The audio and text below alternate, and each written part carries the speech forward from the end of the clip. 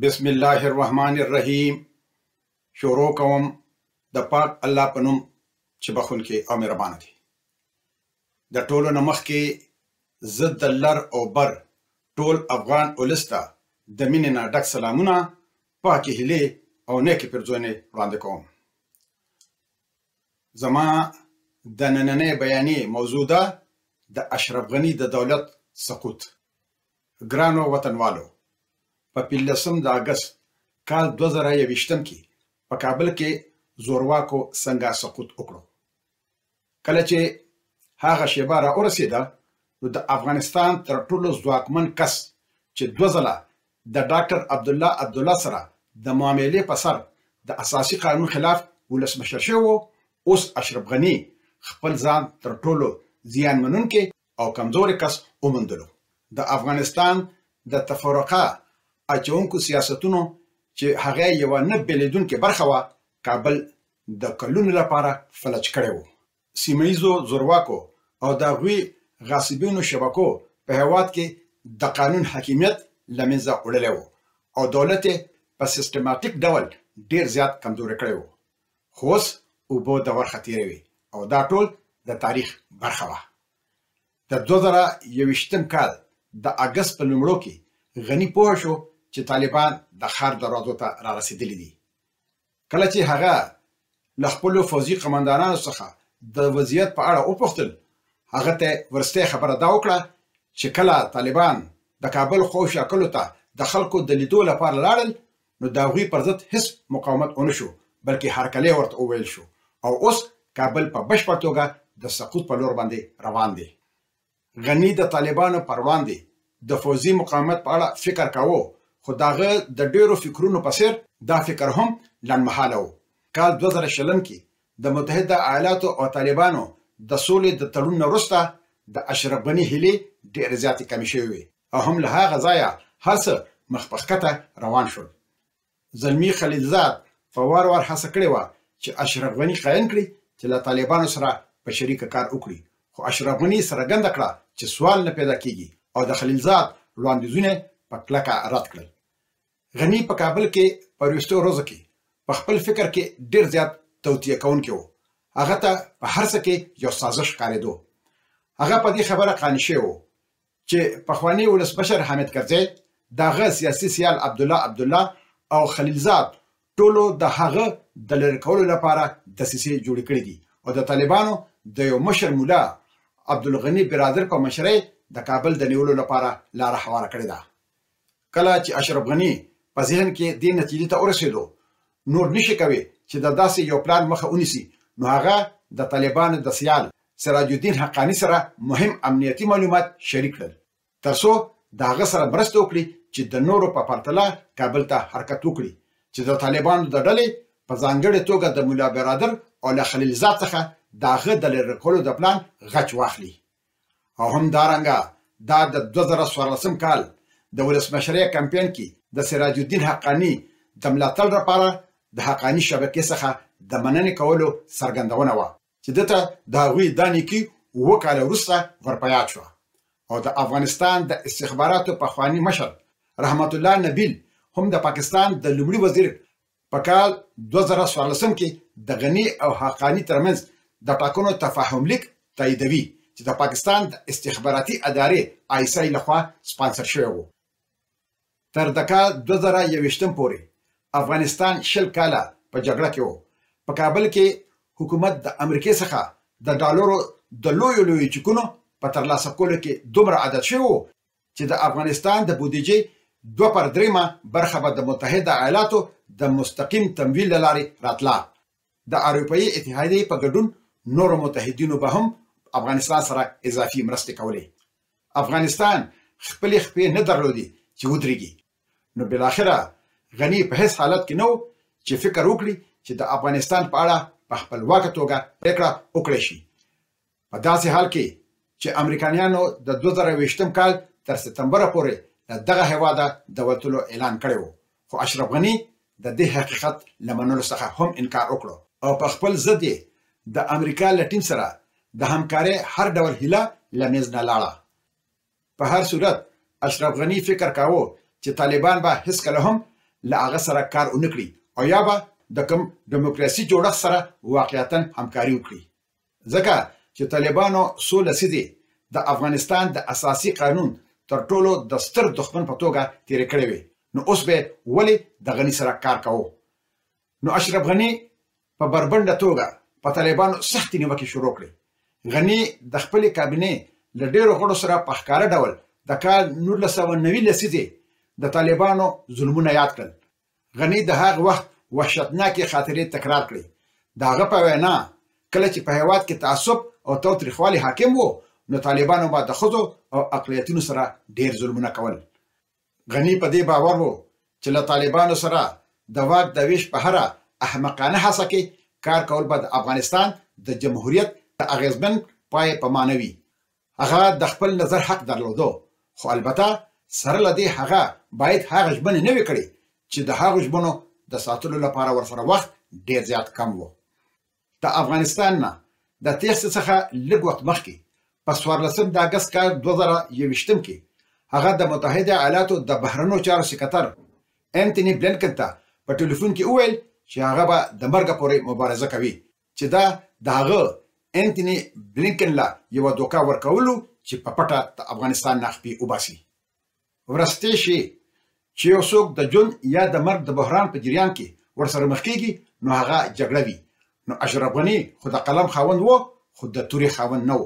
او د یو هېواد مشري هر هغه څوک کولی شي چې د چا سره په یو لاس کې قلم وي او په بل لاس کې ورسره توره وي. د غني لپاره له بده مرغه د خپلو دوه ګنګوسو مشاورینو سره هره ناسته د دې حقیقت له امله اغېزمنه شوې وه چې دوی یو له بل سره کرکه درلوده، چې هغه حمدالله محب د هغه د ملي امنیت سلاکار چې په حقیقت کې د غني تر ټولو وفادار سړی و، او بل د افغانستان د ولسمشر مرستیال امرالله صالح و چې هغه د طالبانو نه کرکه کوله او هر وخت به په دې خبره ټینګار کولو چې طالبان د پاکستان د استخباراتي ادارې ISI یو برخه ده. دغه دواړو کسانو د کابل له واکه تر نسکورېدو مخکې په بدو ورځو کې له غني سره شپه او ورځ په بې بنیاده او بې نتیجې مشورو کې په شریکه تېره کړې وې. د کال 2020 د اګست په 14 د طالبانو لخوا ښار ته د ننوتلو څخه یوازې یو ورځ مخکې غني د دې دواړو سره د هغه خراب وضعیت په اړه خبرې کولې چې دوی ورسره مخ وو. دوی د بحران سره د مقابلې په اړه مخالف نظرونه وړاندې کړل. د خبرو په منځ کې د محب په خپل موبایل ټلیفون باندې له خلیل حقانی څخه یو زنګ راغی چې هغه د حقانی ډلې یو مخکښ غړی و او د طالبانو په لیکه کې هم ډېر نفوذ لرل. هغه ښه په ټینګه خو په دوستانه غږ محب ته مشوره ورکړه چې هر څه پرېږدي او ورک شي وځي. کله چې محب دغه لنډې خبرې وکړې، نو په اندېښمنه توګه له غني سره شریکې کړې چې هر څه ختم شول. خو اشرف غني هغه ته څرګنده کړه چې امریکایانو ورته ویلي وو چې طالبان به کابل ته نه ننوځي، او که یو څه بدل شوی وي نو پکار وای چې امریکایانو ماته خبرداري راکړې وي. بیا اشرف غني ته وویل شول چې د هغه یو لوړپوړی همکار سلام رحیمي چې د څو ورځو لپاره له طالبانو سره د شاته چینل په اړیکو کې بوخت و، یوه داسې طرحه منځته راوړه چې له مخې طالبان به د واک د شریکولو د یو موقتي معاملې په بدل کې د زور له لارې د ښار له نیولو څخه ډډه وکړي. خو په هغې کې به اشرف غني خپله چوکۍ د لاسه ورکوله، خو د بده مرغه چوکۍ پرېښودل د اشرف غني لپاره سره کرښه وه. هغه چوکۍ پرېښودلو ته بالکل تیار نه و. خو بیا هم اشرف غني اوس تمه درلودله چې د خپل مخ خوندي کولو لپاره به په قطر کې دا خبرې یو څه لامل شي. د اګست په 15 سهار وختي کابل ته د طالبانو د ننوتو خبرونه پیل شول. غني په جوړ فکر کې اوس محب ته لارښوونه وکړه چې د امریکې له سفیر سره اړیکه ونیسي چې هغه د دې خبرې تصدیق وکړي چې دا خبره صحیح ده او که غلطه ده. خو په دغه وخت کې محب د امریکایانو سره سخت وخت درلودو، ځکه چې هغه په امریکا کې په زلمي خلیدات سختې نیوکې کړې وې چې دی په افغانستان کې وایسرای جوړېدل غواړي. په داسې حال کې محب بل نظر درلود چې چاته زنګ ووهي. د متحده ایالاتو د سفیر په ځای هغه د CIA سټیشن مشر ته ټلیفون وکړو، خو د هغه ارزونه ډېره غلطه وه. محب غني ته وویل چې شیان په حقیقت کې ډېر زیات خراب او ویرونکي دي، خو غني هیڅ لاره نه درلوده چې په دې خبره ځان پوه کړي چې محب په رښتیا سره د CIA د سټیشن د مشر سره خبرې کړې او که محب ورته دروغ ویلی وو.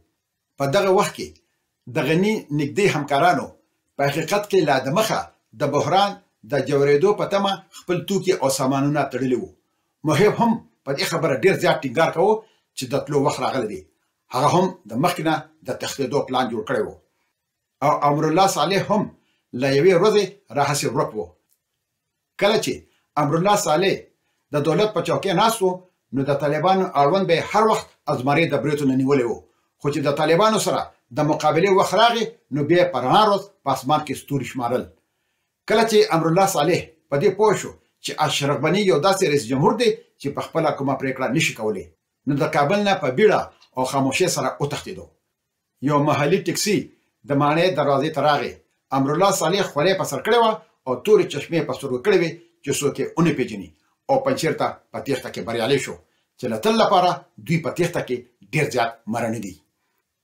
د امرالله صالح له ورکېدو سره محب نور هم په دې باوري شو چې د دوی د ژوند د ژغورلو یوازینۍ لار ګړندي د افغانستان نه وتل دي. یو داخلي چارواکي BBC ته تایید کړه چې محب غني ته ویلي وو چې طالبان په لاره دي او دوی به هغه ونیسي او مړ به کړي. محب په وروستي ساعت کې په غني باندې ډېر زیات ټینګار کړی و چې تېښته پکار ده او اشرف غني حتی د محب په وړاندې د واقعیت منلو توان هم نه درلودو. غني د محب لخوا د 2 چورلکو په لور روان شو چې هغلته د دوی محافظینو غلمغل جوړ کړو چې تاسو تښتئ نو موږ چاته پرېږدئ، خو هغوی له پیسې ورکړل شوې او دوی هلیکاپټر ته وختل او وتښتېدل. هلیکاپټر اول ازبکستان ته لاړو او بیا په بله سورلۍ کې غني متحده اماراتو ته وتښتېدو او د خپل عمر په آخري برخه کې د تاریخ په اوږدو کې په خپل تندي د وطن نه د تښتېدو یو تور داغ پرېښودو. له شاته کتنې پرته د ولسمشر غني لخوا له سپکاوي ډکه تېښته به کېدی شي افغان ملت ته ښه تمام شي. په کابل کې د عبدالرشید دوستم، اسماعیل خان او د عطا محمد نور په ګډون پخوانیو جنګسالارانو چې د حامد کرزي او اشرف غني نږدې متحدین پاتې شوي وو ټولو لکې په موټو کې ونیولې او وتښتېدل. د دوی د دروغو ژبنې چې تر مرګه پورې به د طالبانو مقاومت کوي ټولې غلطې ثابتې شوې، خو غني هم په دغو جنګسالارانو د نیوکو هېڅ حق نه لري ځکه چې اشرف غني په خپله هم تېښته کړې وه. البته دا ټول په شریکه د خپل وطن او خپل ولس خاینان دي او دوی به تاریخ چرته هم معاف نه کړي. ما به د تل لپاره دا خبره کوله چې دا ټول دلته د چوکو لپاره راغلي دي او چې کله د دوی چوکۍ په خطر کې پرېوځي نو بیا به دوی تښتي. د ولس او د یو وطن مشري کول د ډرنانو کسانو کار نه دی. دا د احمدشاه بابا په شان لوړ عزم او زړورتیا غواړي چې د بده مرغه هغه غني نه درلودل. افغان امنیتي ځواکونه چې ډېری په میاشتو معاش نو ترلاسه کړی هغوی خپل ولس د احتمالي وینې تویولو څخه وژغورول. غني د خپلو خلکو په سترګو کې ډېر لږ اعتبار درلودو. ټول هغه څه چې په پای کې درلودل د باوري کسانو یوه کوچنۍ ډله وه چې هغه له به یې ډاډ ورکولو چې هر څه صحیح روان دي. چې کوم معلومات به هغوی غني ته ورکول د هغوی په وینا بالکل صحیح وو چې په حقیقت کې به هغه ټول دروغ وو او د هغې معلوماتو سره اختلاف په جرم ګڼل کېدلی شو. لکه څنګه چې د اشرف غني اړوند ژورنالست کیتی ګینن په مناسب ډول داسې لیکي: د غني د واکمنۍ سټایل اکثره د تضاد وړ بلل کېږي. هغه یو ډېر مغرور انسان و. هغه به د خپل حکومت د کسانو مشورې ته هېڅ غوږ نه نیولو او د ځان نه حرفاني مولا جوړ کړی و چې بس دی په هر څه پوهېږي او نور خلک په هېڅ څه نه پوهېږي. او ډېری وختونه به هغه په عامه توګه هغه چاته ډېر زیات سپکاوی کوو چې چا به په هغه نیوکې کولې. حالانکه افغان یو داسې پیاوړی قوم دی چې د یو ښه مشر مستحق و، خو د بده مرغه اشرف غني د دې مستحق نو چې د افغانانو مشري کړې وي. د غني د تېښتې خبر اورېدل د واشنګټن لپاره یو رښتینې مایوسي وه، خو د حیرانتیا خبره بالکل نه وه. په هغه ورځ د سپینې ماڼۍ یو چارواکي وویل که دا افغانان لا هم د خپل هیواد لپاره جګړې ته چمتو نه وي او په هر لوري تښتي نو آیا دوی واقعیتاً زموږ د ملاتړ وړ هم دي او که نه؟